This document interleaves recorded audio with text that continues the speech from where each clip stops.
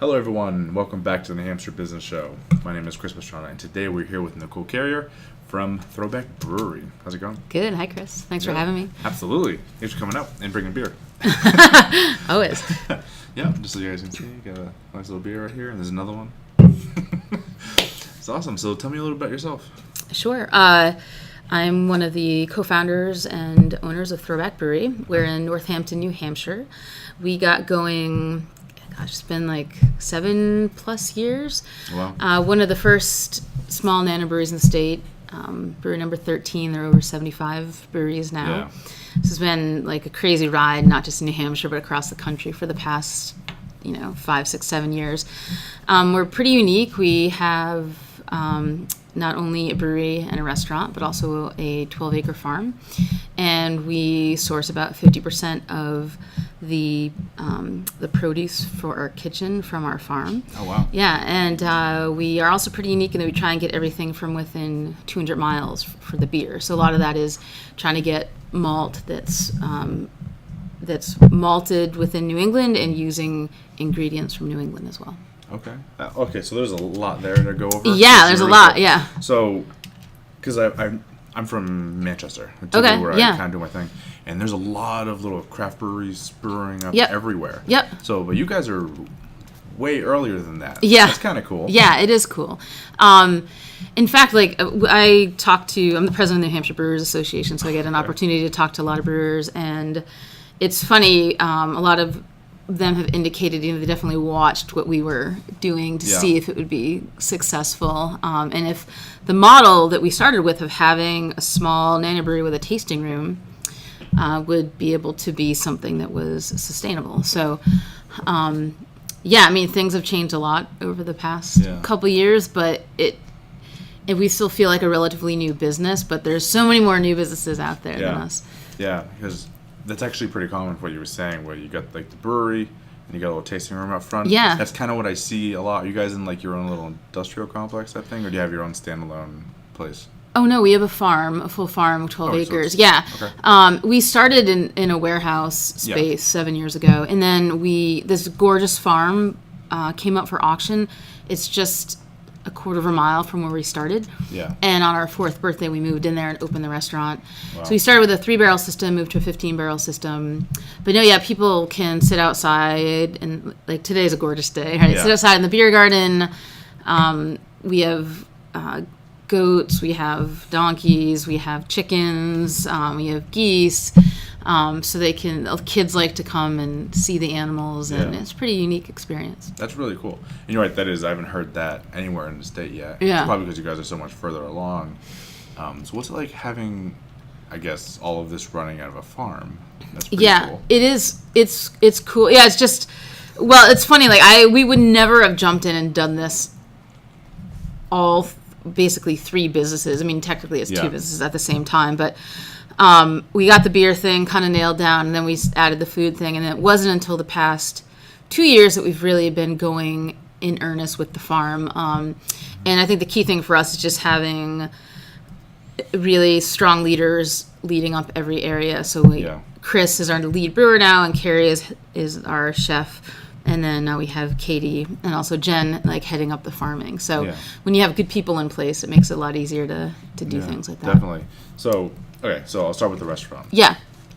I should probably start with the beer. I'll say that for now. Yeah, okay. So is it a fully functioning restaurant like you would see just out and about? Yeah. Yep. Okay. Yeah, we have everything we make everything from scratch except for if you get regular fries, we make our own sweet potato fries and the ketchup, but pretty much everything is made there. We make our bread, for example. We make it using the spent grain from the brewing process. We make all of our aiolis and dressings and all our sausage, everything we make from scratch. And it's been, we sell more food than beer, so it's a real restaurant. You could get anything from a pickle plate with vegetables grown on our farm to the local catch of the day. Carrie, gets a text from a fisherman and says what he has available, and that's typically the catch of the day to we have a Throwback Burger, which has been our bestseller. We have wings, but they're Korean wings, a little bit different.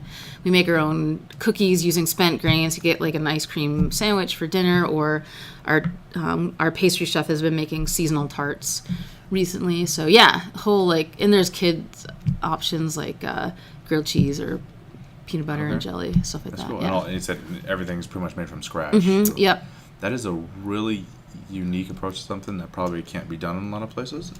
Yeah, well, it takes a lot of time and effort and skill, and also dedication to wanting to do it, because it is much easier to have and cheaper to have a Cisco truck or some truck pull up and like unload a bunch of food, pre-made food. But I don't know, I think part of the reason why we have people that keep coming back and back is because our food tastes so fresh, because it is made fresh every day. So that's really cool. Okay, so let's jump onto the farm. Yeah. So it's a working farm. Yes. So you make pretty much everything for the restaurant from the farm.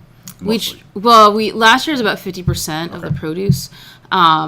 This year we have yet to run the numbers, but we had so many bumper crops of like strange things like husk cherries and cherry tomatoes, and we had tons of tomatillas, and so we put up a little farm stand. Okay. So people can come in and eat, like get beer to go, get stuff from our farm stand to go home as well. That's pretty cool. I forgot where I was going with that. So I'm just saying, just the workforce alone to run the farm, is that pretty complicated, or? We just it's pretty much like the restaurant where we have to. It's a seasonal business, obviously, so we have to staff up in the summertime, and so we'll get a whole bunch of other extra hands, part-time farmers that come in. But we're used to doing that with the front of the house and the restaurant anyways. It's pretty cool. I like it. That's really awesome. I'm just thinking about your business and how interesting and unique that sounds. And so let's get into the big part that I reached out about, which is the beer. Yeah, absolutely. Yeah. So tell us a little bit about like kind of what you guys like to put out and all that. What kind of beer we make? Yeah. Well, we honestly, like, our whole mission is just like brew with what's around us. Yeah. And we don't brew a specific style, but we tend to like beers that are like clean, finish a little bit drier. So we have everything from like, we do a Bohemian style Pilsner. One that I brought here is the one with jalapenos. So we do our Pilsner. Then we get jalapenos from New Roots Farm, and we roast them, and then we put them in the secondary. So it's basically when you take a sip, or even before you take a sip, you smell it, and it smells like this bang of fresh jalapeno. Not just pepper, but like fresh jalapeno pepper. And we try and make it so you get that kick, but it's not too spicy, and it pairs. We all love to eat really well. Yeah. A lot. So it pairs really well with food. It's one of my favorite beers to pair with food. Like if you have sushi or Mexican food is really popular. Pizza. A lot of people I know cook with it, so they make cornbread and put the jalapeno Pilsner in it, or chili, stuff like that. But yeah, so we do everything from Pilsners. We do some fruity beers. We have a barrel-aged beer series. Our best-selling beers are hoppy beers. We started getting into sours, so Cheek Squeezer, the other one I brought, is a kettle soured blonde ale with tart and sweet cherries. That's in our top 5 sellers. And then we do a ton of dark beers, too. Yeah. We were originally known, I think, for our dark beers when we first got going. Because Annette, my co-founder, and I, like, really love dark beer. Yeah. Now we sell more hoppy beer, but I think that might be people's taste preferences have evolved since we've opened as well. Okay. So, I don't know. When I first saw this one, I'm like, I don't know a whole lot of beers with jalapeno in it. I don't know if that's a common thing, or is that... No, we're the first around here that I've known of, and there's been a bunch of breweries that have tried to do similar, beers with peppers. Yeah. I haven't had all of them, but... I don't know. That's one of my favorite beers. Yeah, like it sounds really good. That's why I love jalapenos and spicy stuff. Yeah. So the minute I saw that, I'm like, oh yeah, that's going down there. Yeah. Oh, that's too funny. Okay, so what's it like running all of this? So you said you are the co-founder, so you have a Annette's partner. Annette is the engineer side. I was going to say nerd, but we're both nerds in like different ways. She's the engineer nerd. And when we started, she was responsible for all of brewing. She still is, but it was just her, right? And then it was me doing the marketing and like social media, technology, more business strategy type of stuff. And then over the years, as we brought more and more people on, I've tended to focus more on like business strategy and marketing, and still a lot of the social media, technology events, stuff like that. Annette is still responsible for brewing, but like her role is she does a lot of the problem solving, because things are always breaking, or there could be other issues that come up, and she just has that brain where she can help fix things. She does a lot of other stuff, but I like to call her the chief problem solver, because that's like her biggest asset. Yeah. That's right. Yeah. Well, it's always good to have someone like that around. Yeah. Someone who's good with the marketing, and then someone who can just fix stuff. Yeah. And sometimes it's like people problems, and sometimes it's things are broken, which happens a lot, and sometimes it's like the brewers can't figure out why something's not working, and she'll just be like, they'll work on it for hours, and she'll be like, what about this? They're like, oh yeah, so it's good. Yeah. That's right. So I was speaking to a mead company in Manchester the other day. Oh yeah. And one of the Jason or yes, yeah, I'm pretty sure something like that. And one of the issues we talked about was when you use kind of produces and stuff from the area, consistency kind of becomes a thing. We're trying to get consistent. Is that a problem you guys run into too, or are you pretty good at all your beers are generally stay the same?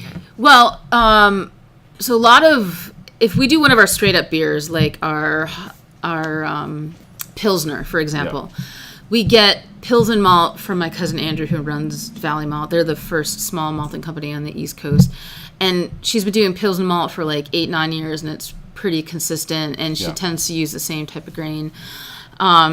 We've just, again, on the grain thing, because we were using local Munich malt, and we got it from another local place, and it just tasted different. So even on the malt level, things can taste a little bit different. We get people talking to us about the Jalapeno Pilsner as an example. They're like, oh, last time it was too hot for me, or like this time I don't get enough spice. And first of all, everyone's palate is different. Yeah. But we don't taste every pepper, and if it's a really dry season, for example, the peppers are hotter, and we always put like 10 pounds of peppers in. And so it's one of those things where things can vary.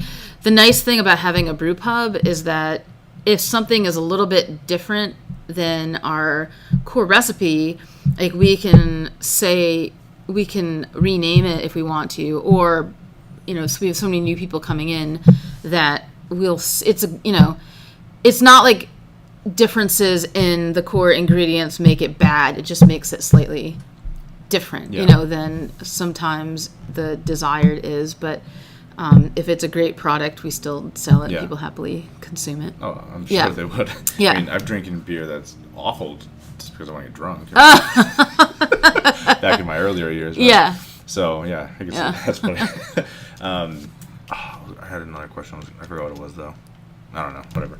Oh, so how often do you guys come up with, or you're like experimenting, come up with new tastes, new flavors, all that stuff? Yeah, we do that fairly often. Yeah.